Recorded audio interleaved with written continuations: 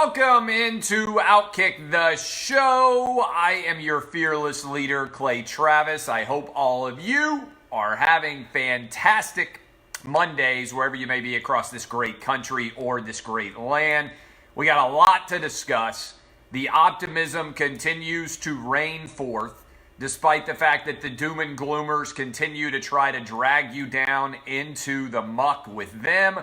We are kicking the coronavirus's ass, and there is much to be glad about. Let me talk to you about a bunch of different stories that we're going to hit here. I'm going to give you an update on the coronavirus, why you should be optimistic. I am going to talk to you about The Last Dance, which was fantastic last night, NFL draft tech issues, and the Wynn Las Vegas. The Wynn out in Las Vegas has a plan to start to open the strip up by mid-May. A lot to get to, much to discuss, but we begin with coronavirus updates for all of you out there, all right? And by the way, a lot of people talking about the price of oil. I'm not an expert on the price of oil. I've never bought a commodity futures contract or anything else. So I'm not going to be the guy who's sitting around trying to tell you the significance of this price of oil. What I will tell you is pretty straightforward. It seems to me that the demand for oil has plummeted, and the oil that is already in the storage tanks is unused, and therefore all of the new oil being brought to America is a larger issue. And so that's my analysis of oil. If you want really detailed oil analysis, somebody tweeting me and texting me like, what should I do about the price? I don't know. Sometimes not being an expert is a good place to be.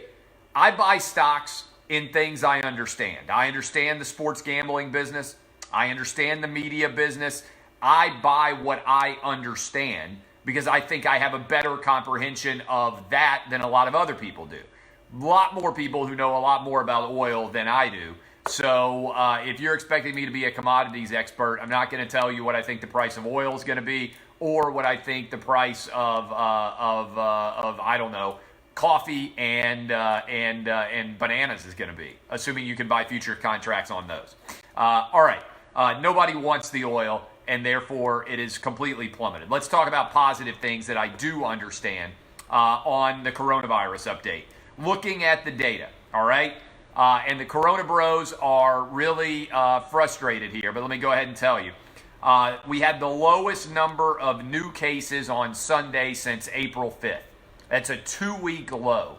We are going to set, it appears, another new low today as the number of cases continue to plummet. And that's despite the fact that the overall number of tests continue to grow. We did almost 170,000 test results yesterday, meaning the percentage of people who are testing positive are going down, all right? That's a really good sign. Also, we had the fewest deaths in a week. The state of New York has plummeted and seems to be through the worst if you listen to Andrew Cuomo and you look at the data. Every state is moving through its curve at a different speed. It appears that things are getting better in Michigan. It appears that things are getting better in New Jersey. And frankly, there aren't very many states remaining with very substantial outbreaks. We already got through in Louisiana, the worst that was going on there. It appears that Illinois has stabilized. There may be a couple of states, maybe Maryland, maybe a couple of others that might have still substantial curves that could be an issue. So maybe Massachusetts, somebody in the mentions is all fired up about Massachusetts. All right, we're going to be fine. The numbers continue to decline in a big way, and we are dominating, all right? We're dominating, despite the fact that a lot of people in the media won't tell you as much. Italy, let's go over to Europe for a second. Italy has the lowest number of cases today. They announced, as they do every single day, right around noon Eastern time. Lowest number of cases since March 10th. Since March 10th, the Italy curve has completed almost its total new cases trajectory. Things are calming down in Italy in a big way.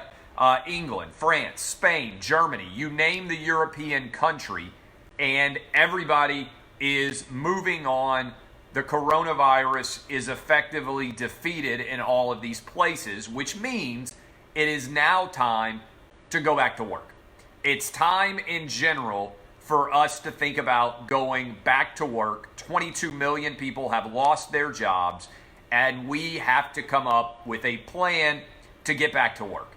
The economy is a major health issue. The UN reported that hundreds of thousands of kids are going to die worldwide as a result of the economic collapse. Not because of the coronavirus, because almost no kids anywhere are dying of the coronavirus, period, because of the economic collapse. They said 42 to 66 million children around the world will move back into severe and dire economic consequences, okay? It's time to get back to work, all right? And that involves sports, that involves bars, that involves restaurants. Here is the straightforward way that the Get Back to Work crew would go to work from the Travis perspective, okay? There's a lot of data out there, studies from Stanford, study in Boston in the Chelsea neighborhood, also a study of homeless people in Boston, which suggests that this virus is much more prevalent. The Stanford study said 50 to 85 times as prevalent, all right? I think what we need to do, and I think this is a smart way to assess things going forward, I think what we need to do is set up a young people army to go back to work, get everything back up and running, and then we need an active volunteer army as well to help protect people that have a significant immune system issues or are the elderly, which is who is actually being impacted by this coronavirus, all right? And as the process plays itself out, we need to be back to work. I think schools need to be back open in August, all right? Go ahead and finish off the school year and not go back, that's fine. Schools need to be back by August. Kids need to be back on campus come August. We got to get everybody back to work, period. I need colleges back open. I need high schools back open, elementary schools back open, middle schools back open, all right? We got to go back to work. We can't sit around and wait for a vaccine. We can't allow fear to paralyze our actions, okay? Boom, we got to make it happen, all right? That's my plan. I'll continue to talk about it this week, but I wanted to give you the latest data. Let's move on. Let's move on to The Last Dance. This is absolutely phenomenal, perfect time for The Last Dance, the story of Michael Jordan to be told, and the Bulls in the 90s. It was nostalgic. It was fantastic. There were so many things that jumped out about it. Let me start here. I thought the most integral and amazing part of the two episodes that aired last night, the year 2 injury Michael Jordan had, when he missed 64 games. He was told there was a 10% chance that his career was over if he played and he re-injured himself. And he refused to sit because he wanted to make the playoffs so badly. They limited him to 7 minutes per half. 7 minutes per half, 14 minutes in a game. Remember this analogy from Jerry Reinsdorf, the owner of the Chicago Bulls. He said, Michael, you're not thinking about this right. When he said you have a 90% chance to be fine, there's a 10% chance your career could end if you go out and play. And he said, he tried to give him this analogy. He said, hey, what if I gave you a bottle with 10 pills in it and you had a headache, and 9 of those pills would cure the headache, but one of those 10 pills would kill you? Would you take the pill? And Michael Jordan said, depends how bad the headache is. That's an unbelievable answer. We live right now in a load management era of the NBA, where guys get a hangnail and they don't play, where people sit out all the time. If you are around my age and you remember watching old school Michael Jordan on WGN back in the day, you know that Michael Jordan brought it every single night. In the documentary, they even said it because he didn't know when the person who was watching him play might have never seen him play before. And I thought the best analogy was made early in the film was like, Babe Ruth defines baseball. There are better players than Babe Ruth. Right now, Mike Trout is an infinitely better and more skilled player than Babe Ruth was. But Babe Ruth defines baseball. Michael Jordan defines basketball. And all you LeBron James stans out there who are too young to know any better, LeBron is a shadow of the overall basketball influence of Michael Jordan. I'll take it a step further. Everybody wanted to be like Mike in my generation. LeBron isn't even the most influential basketball player of his generation. It's Steph Curry. I coach Little League basketball now. Nobody wants to be LeBron. Nobody's running around trying to be LeBron James. Every kid is trying to be Steph Curry. And before Steph Curry, every kid wanted to be Michael Jordan. Steph Curry generationally is far more influential than LeBron. LeBron is a better player because he's bigger, stronger, and faster than Steph. Steph is the more influential player. LeBron has a lot more in common with Patrick Ewing. Kids don't see LeBron James and think, oh, I can be that guy, right?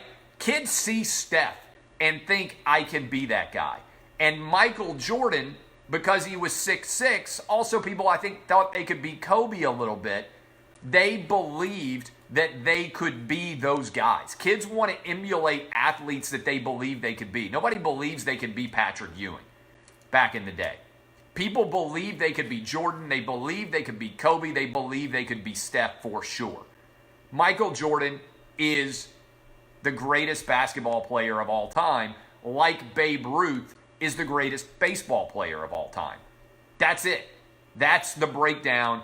And all the LeBron stans out there are crying today because LeBron is about to be done as a player. Still good, about to be done as a player. And Jordan is now taking over what would have been one of LeBron's last best chances to win a championship. Several other things that stood out. I want to give Jerry Reinsdorf credit for this line, which I thought was the best line in the whole documentary. Jerry Reinsdorf, owner of the Bulls, talking about Jerry Krause, who we're going to get to for a sec. If somebody doesn't invite me to a wedding, I say thank you. That is so unbelievably perfect. If somebody doesn't invite me to a wedding, I say thank you. Amen. That is such a fantastic line, so perfect in all respects. Other things that I thought were fantastic from the documentary. Jordan's letter home to his mom, fabulous. Really, really well done to watch Jordan watch his mom read the letter that he wrote home as a freshman from UNC. I love the footage from back in the day at UNC. The jumper and the explanation of how the jumper was going to be open in 82 in the game against Georgetown. Jordan hitting his head on the backboard, trying to block a shot and having to put ice on his head. I had never even seen that footage. That was pretty amazing. Seeing the draft, Hakeem Olajuwon goes 1 overall. 2 is Sam Bowie because Clyde Drexler was already on the Trailblazers. 3 was Michael Jordan. Think about how much different things would feel if Portland had gotten Jordan instead of Chicago. I think that would be totally different. The expectation of the city of Portland and everything about it. The 84 Olympics, I would have liked to have seen more of it with Bob Knights as a coach. That was pretty fantastic. This was the most amazing part, I thought, in terms of just total story, other than the Jordan playing with a 10% chance that his career was going to be over. How about the Bulls traveling cocaine circus? Michael Jordan was asked about 1984 when he was a rookie, and he told his story about going into a Peoria hotel room. He said there were lines of coke, he said there was weed, and there were women, and he said, oh my God, what if the police show up? I can't be in this room. And so he went off on his own. This is pretty unbelievable to be able to follow and see the Bulls traveling cocaine circus, 1984. And I saw some tweets coming around about this. Can you imagine if you were watching this documentary and you were sitting there with your wife and your kids and suddenly your wife turns to you and gives you the side eye, and she says, wait a minute. You were a part of the traveling cocaine circus. You were doing lines and smoking weed, and there were women when our kids were being born.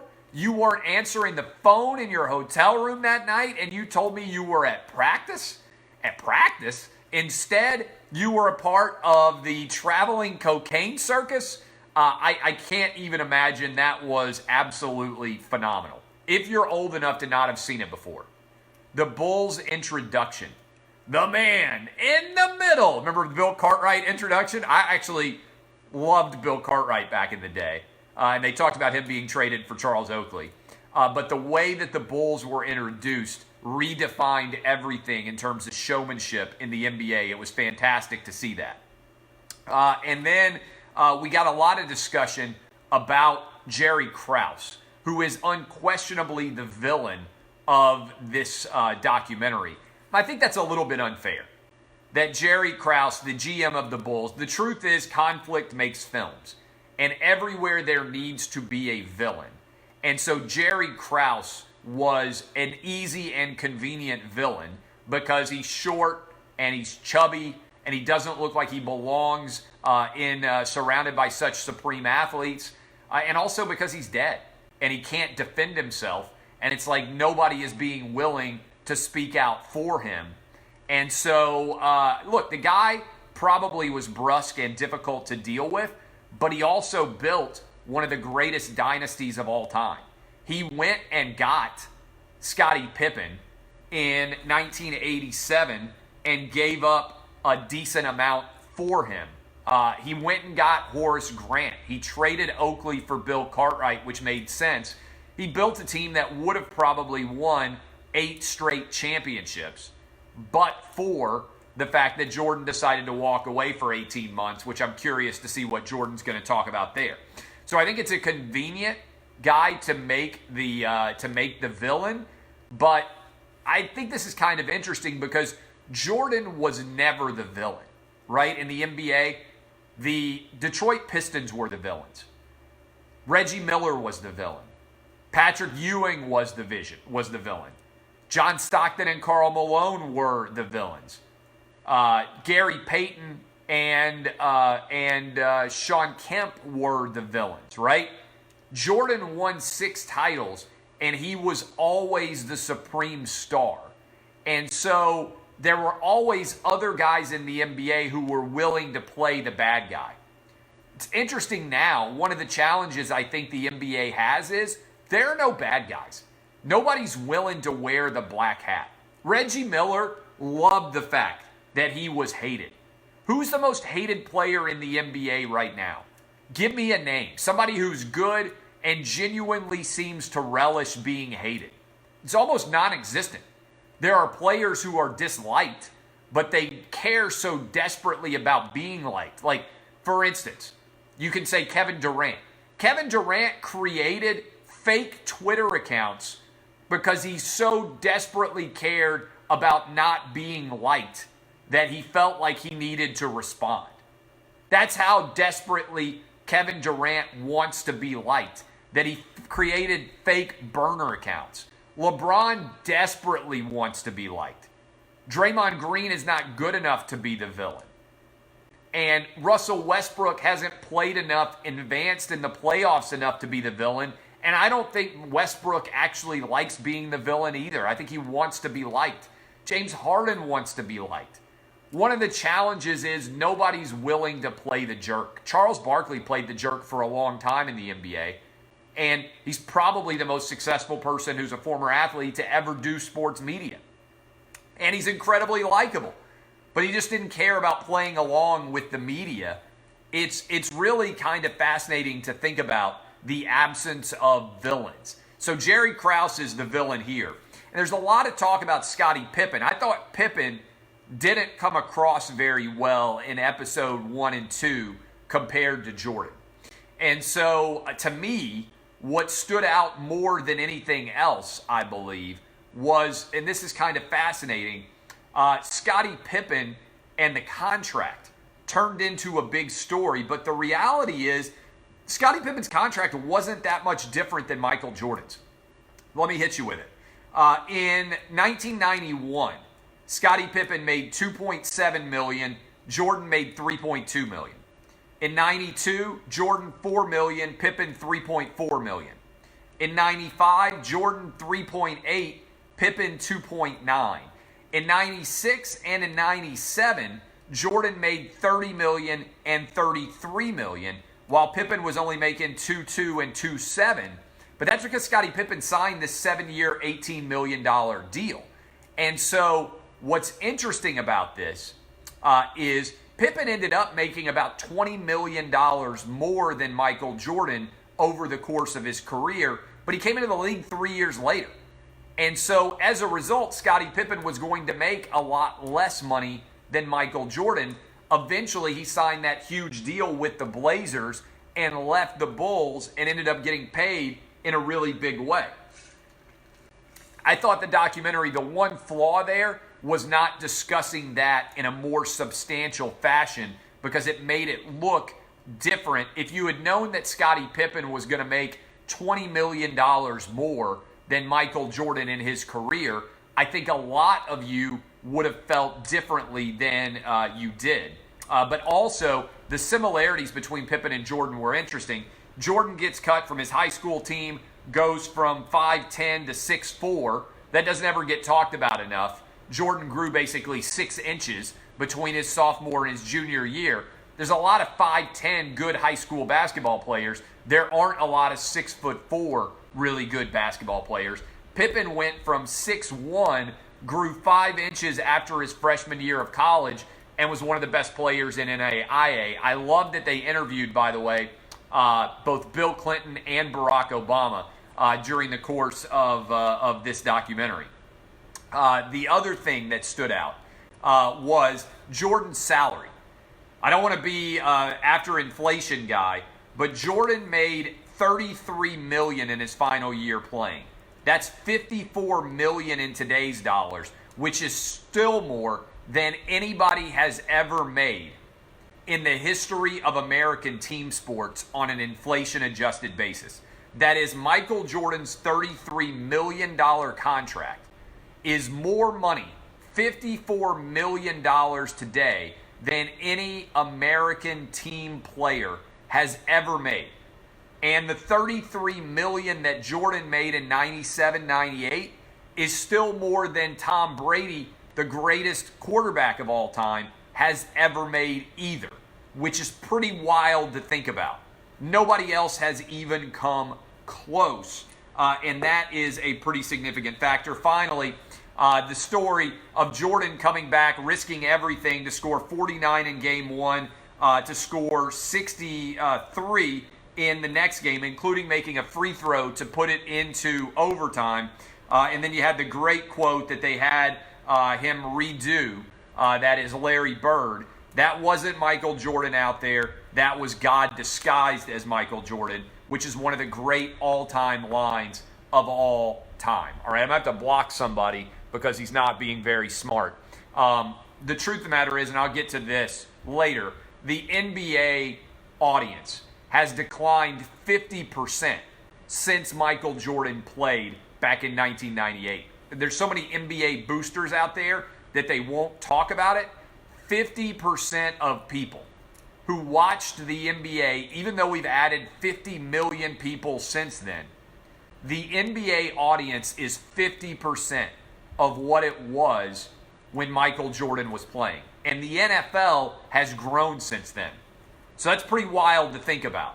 The NBA is half the size of its audience when Jordan was playing with the Bulls. That's how big the Bulls were. And there are 50 million more people in America today. And by the way, the NFL's audience is bigger since 97, 98. So people out there who want to say, well, we have a lot more things to watch on television now. That is pretty fascinating. A couple of other things. The NFL draft, teams are worried that they may not have the tech ability in order to actually break down everything. I love the idea of the NFL not being able to figure out how to get their picks in. Can we not just have old school telephone calls? Can we not just have text message picks? This shouldn't be that complicated. Get it figured out, NFL. But I'm looking forward to tech disasters on Thursday just to see what actually might end up happening. And finally, the Wynn out in Las Vegas. I tweeted this out. I would encourage you guys to go check it out. Wants to bring back the Vegas Strip by mid-May. They have a plan in place to allow everything to be ready to roll by mid-May and start to open all these casinos and hotels back up. That, my friends, is a good plan. It's a fascinating plan to go look at all the details that they have out there. I would encourage you to go check it out. All right, we're also back with Lock It In doing digital specials. So I got to leave you now to go record my digital special on Lock It In. I love all of you. Oh man, I see and I get to block Corona Bros. There are very few things I like more than happening to look over and see Corona Bros and get to wipe them out forever. I love all of you. Encourage you to share the show if you like it. Lots of fun stuff coming from Lock It In. Digital shorts now. I'm leaving. I'll see you guys. Kisses. DBAP unless you need to SBAP. I'll see you. Love you. Thank you, Facebook.